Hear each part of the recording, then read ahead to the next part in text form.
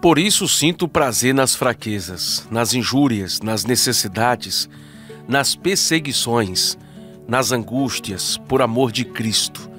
Porque quando estou fraco, então sou forte. 2 Coríntios, capítulo 12 e o versículo 10. A palavra de hoje é: qual o segredo para tirar forças da fraqueza? Como pode alguém da sua fraqueza conseguir tirar forças? Aliás, o pensamento que temos é justamente ao contrário. Precisamos ter poder. Parece que quanto mais a gente tem recursos ao nosso favor, mais serão as nossas chances de vitória. Você concorda comigo? Quando sentimos que temos tudo sob controle por causa da nossa própria capacidade, a gente facilmente esquece de Deus e o que é que acontece? A gente começa a se exaltar. Você conhece pessoas assim? Que dizem, tudo que eu conquistei foi com muito trabalho, muito suor. Claro, mas muitas vezes a expressão dele termina aí. Deus em nenhum momento é citado. Ele conseguiu tudo, ela conseguiu tudo, tão somente pela sua capacidade, pelo seu esforço físico. Mas com Deus as coisas são diferentes. Porque os verdadeiros servos do Senhor venceram sendo fracos. Olha que coisa mais contraditória, né? Mas é nas horas de maior fraqueza, quando sentimos incapazes de resolver os nossos problemas sozinhos, é que a gente se volta para o Senhor, a gente se humilha diante dele, e Paulo chega a afirmar que sentia prazer nas fraquezas. Aliás, Paulo é o único homem de toda a história bíblica a dizer isso.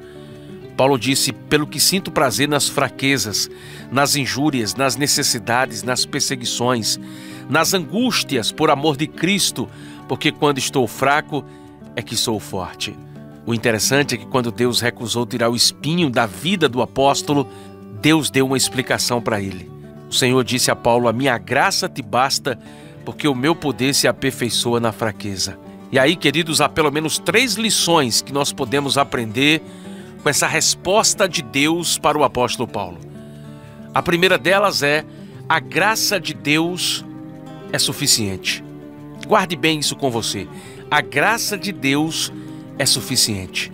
Porque é nas tribulações que nós aprendemos a depender somente da graça do Senhor. Você já prestou atenção quando a gente pergunta a alguém, olha, como é que você está? Quando a pessoa está passando um momento difícil, qual é a resposta que ele dá? Estou só pela graça, irmão. Não é assim que a gente escuta? Que a gente responde aos outros, estou só pela graça? É que a gente descobre que a nossa inteligência não nos basta, nossos recursos financeiros não nos bastam, nossos amigos não nos bastam, nossos relacionamentos não nos bastam, somente a graça do Senhor nos basta. Essa é a primeira lição que nós aprendemos com essa resposta de Deus ao apóstolo Paulo. Qual é a segunda? É que nós não possuímos nenhuma força em nós mesmos.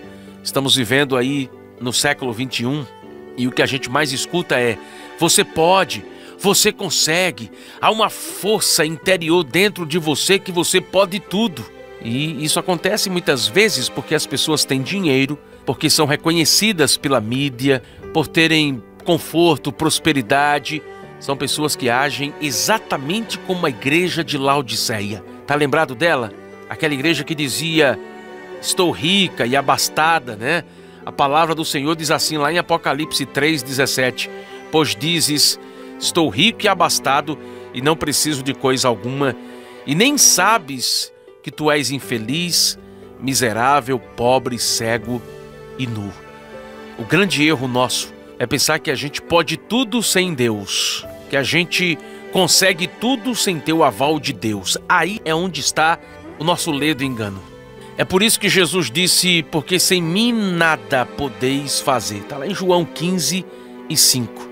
Sem Jesus a gente não pode nada. Quando a gente olha para a palavra de Deus, a gente vê aqui tantos homens que tiraram força da fraqueza. Por exemplo, em Hebreus capítulo 11, versículos do 32 ao 34, diz assim, que mais direi?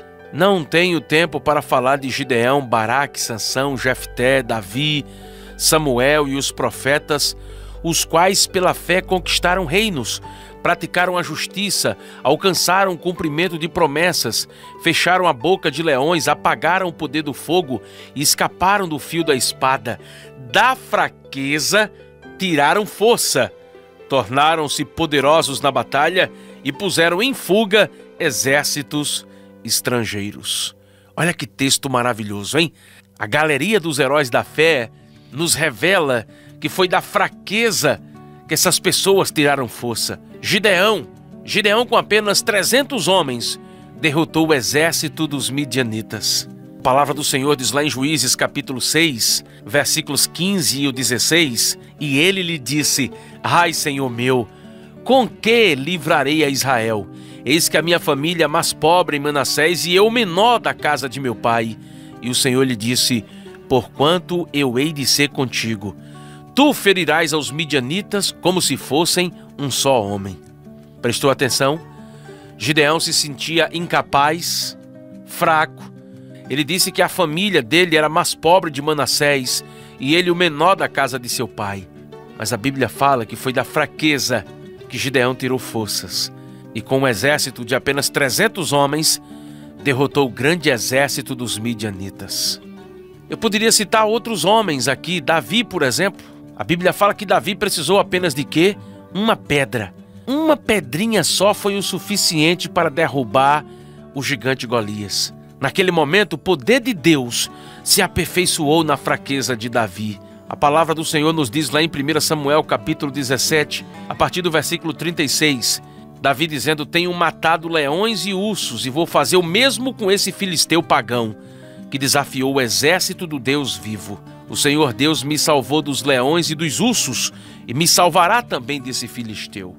Sabe, queridos, eu quero dizer para você que Deus escolhe as coisas loucas deste mundo para confundir as sábias. Deus escolheu as coisas fracas deste mundo para confundir as fortes.